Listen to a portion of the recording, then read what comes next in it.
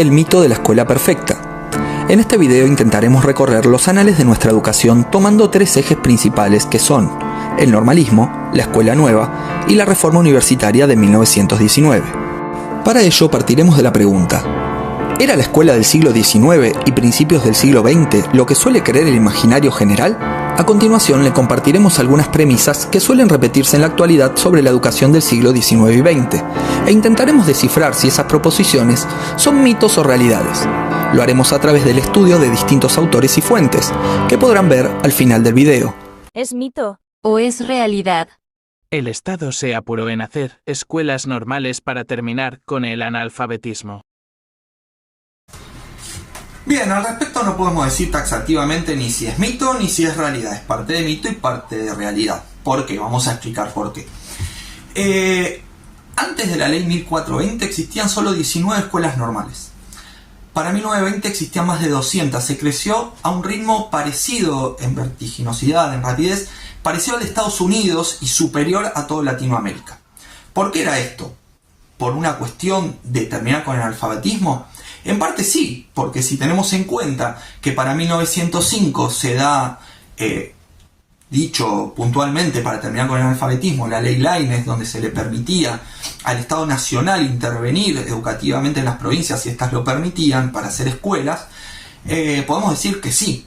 Pero no es la única razón, y probablemente no sea la principal por la que el Estado Nacional hace tantas escuelas normales.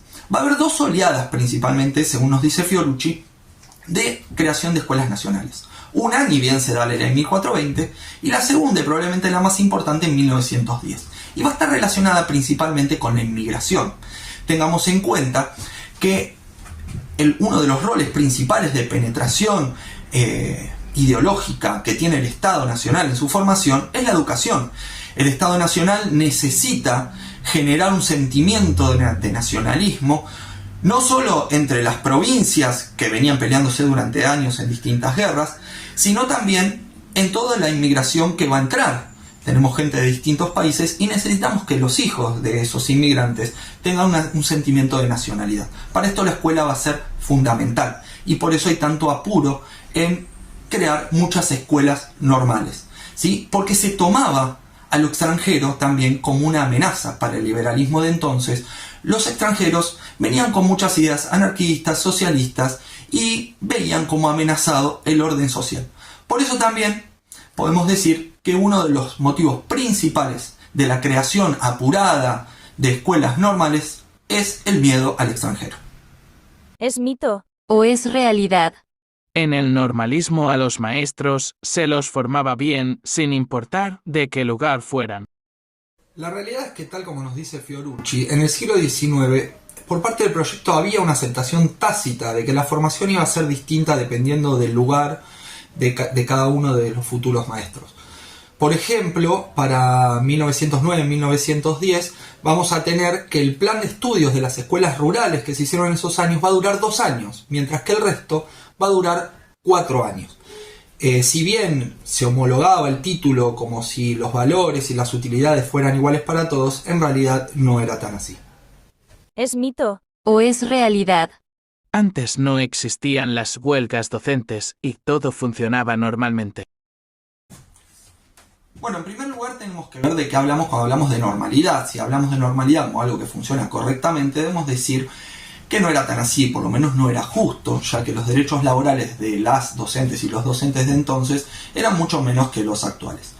La ley 1420 habla mucho más de obligaciones que de derechos, aunque cabe mencionar que en el artículo 32 y 33 habla de una pensión, algo que parece bastante progresivo para la época, una pensión para aquellos que se retiren, aquellos docentes y aquellas docentes que se retiren por enfermedad. Bien, dicho esto, vayamos al punto principal. ¿Existían huelgas entonces?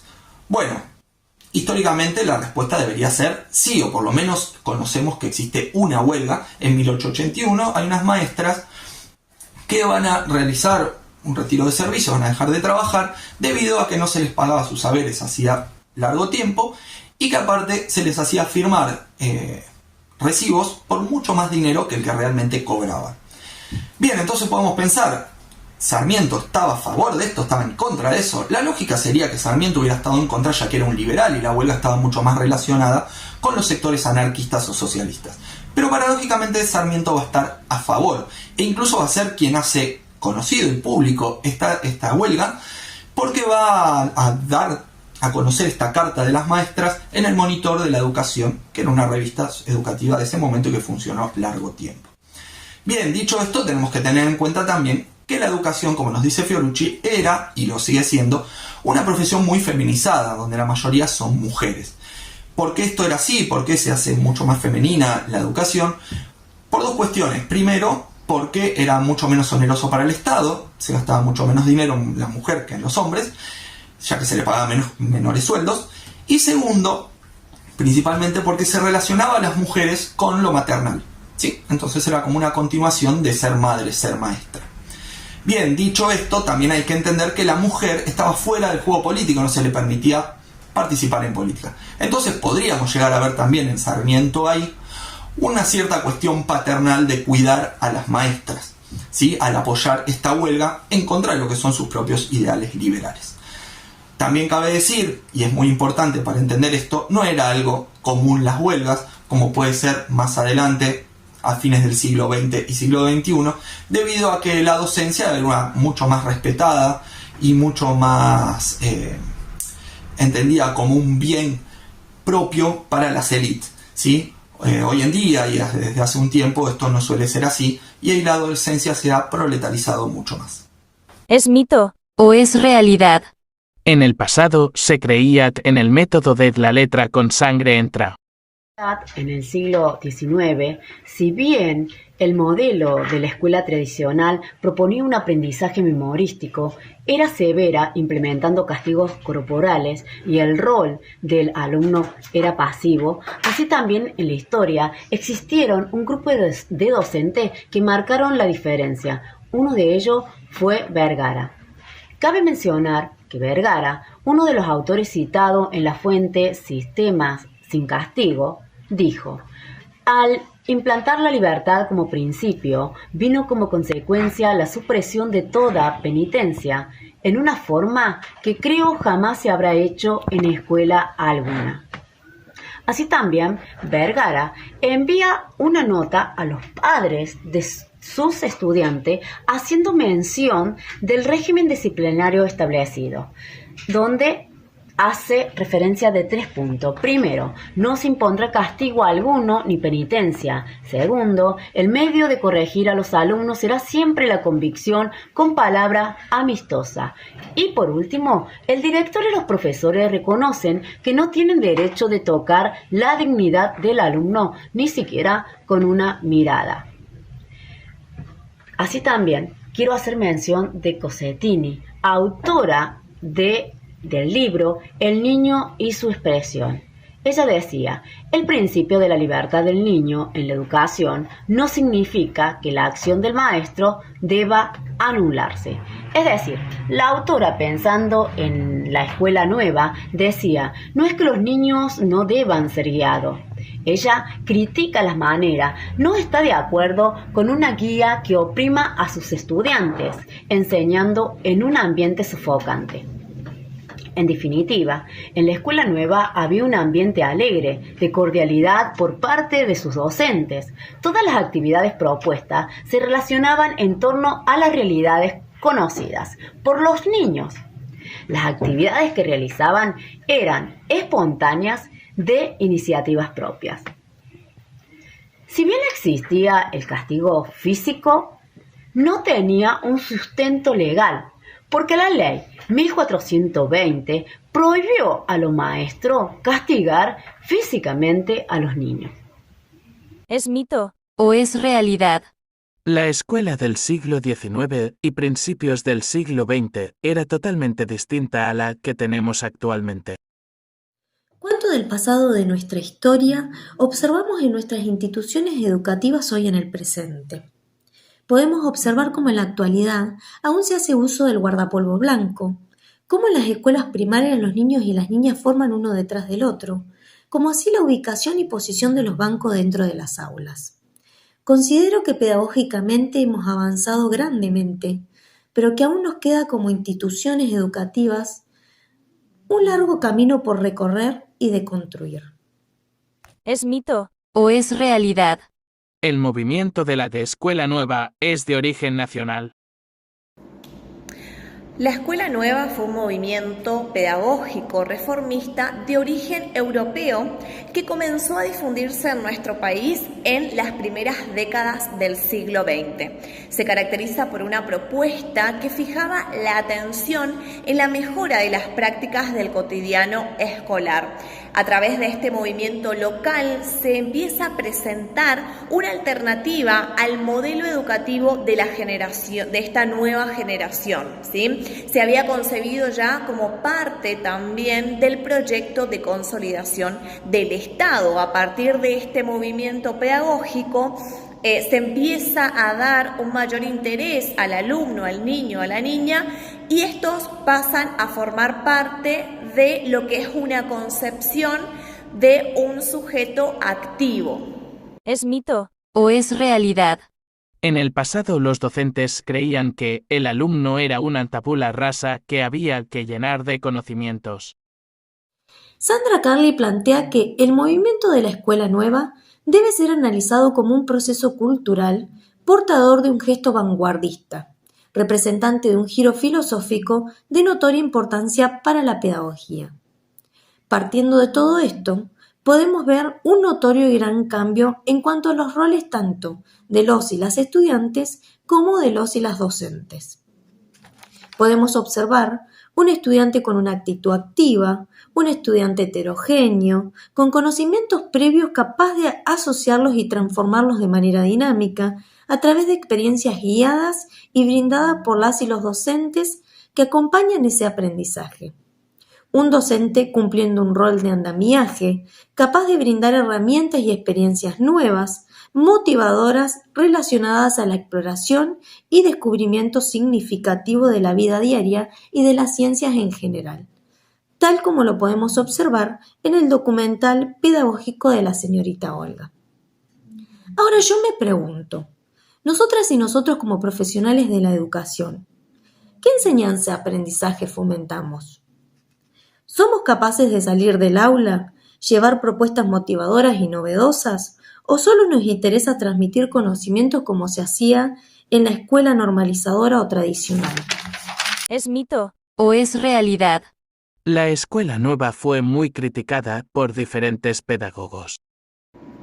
Esto es real, recibió muchas críticas, se lo comparaban también con un sistema anarquista. Acá tenemos a Aníbal Ponce, también tenemos a Juan Álvarez, y críticas más recientes que hacen hincapié en este movimiento de psicologización dentro de la educación. ¿Es mito o es realidad? La Escuela Nueva fue un movimiento político. Si bien no se presentó como una traducción educativa con un ideario político, pero fue tierra fértil para 1. Criticar al sistema oligárquico y lo que sería más adelante el fascismo, nazismo, que se relacionaba a nivel nacional con los militares. 2. Este sistema que funcionaba en Europa tenía deficiencias para poder, llevarlo a cabo dentro del contexto nacional. 3. Si bien se diferenciaban de lo que era la tradición normalista del sistema educativo, no tenemos en Argentina lo que es un sistema puro. Siempre son convergencias o una mezcla, si se quiere, de diferentes teorías y diferentes perspectivas. ¿Es mito o es realidad? La reforma universitaria fue en 1919 debido al descontento de los estudiantes y fue en contra de las estructuras conservadoras de la época. Si bien es cierto que el pico del conflicto fue en 1919, existieron anteriormente una serie de sucesos ocurridos en la universidad un año antes de que comenzara lo que algunos llaman la revuelta universitaria. Todo comenzó cuando a fines del año 1917, estudiantes de la Facultad de Medicina e Ingeniería comenzaron los cuestionamientos, ya que las autoridades de la Facultad de Medicina habían cerrado el internado del Hospital de Clínicas, lugar donde se realizaban prácticas y donde se alojaban aquellos estudiantes que no vivían en la ciudad de Córdoba. Los centros de estudiantes cuestionaban esta decisión y además se quejaban por la enseñanza puramente teórica y desprovista de práctica. Por otro lado, alegaban que debería haber cambios en la designación de docentes y personal administrativo, ya que en ese tiempo las designaciones eran como lo que hoy llamamos a dedo. También exigían que hayan cambios en la forma de gobierno de la universidad. Luego, en marzo de 1918, se creó un comité pro reforma que presentó un reclamo al Consejo Superior, pero no fueron tomados en cuenta, por lo cual el conjunto de estudiantes inició una huelga y las clases no pudieron iniciarse. Frente a ello, los estudiantes solicitaron al gobierno nacional la intervención de la universidad. El reclamo fue respaldado por Hipólito Yrigoyen, que puso como interventor a José Nicolás Matienzo. Este reinstauró el internado de la Facultad de Medicina, reformó los estatutos y dejó el gobierno de la universidad en manos de profesores reunidos en asambleas. Lo que seguía era elegir un nuevo rector. Se esperaba que fuese el reformista Enrique Martínez Paz, que era el candidato propuesto por los estudiantes, pero la asamblea no respetó el acuerdo con los estudiantes y finalmente resultó elegido Antonio Nores, representante del sector de los conservadores, y quien era el antiguo rector. Esto generó nuevamente el malestar entre los estudiantes y llamaron a una huelga. Finalmente volvió a intervenir el ministro de Justicia e Instrucción Pública e impuso la sanción de un nuevo estatuto, consagrando así el derecho de los estudiantes a participar en las elecciones de las autoridades universitarias. ¿Es mito o es realidad? Los cambios que exigían los universitarios de la época respondían solamente a cuestiones institucionales. En principio, las reformas responden a lo académico y social dentro de la universidad. Entre ellos se encontraba el cogobierno estudiantil, la libertad de cátedra, la educación laica para todos, autonomía universitaria, entre otros. Por otra parte, estas exigencias también se debían a los cambios políticos que surgían en esa época. Esta nueva generación cuestionaba el orden social y político heredado de la etapa de consolidación de los estados nacionales.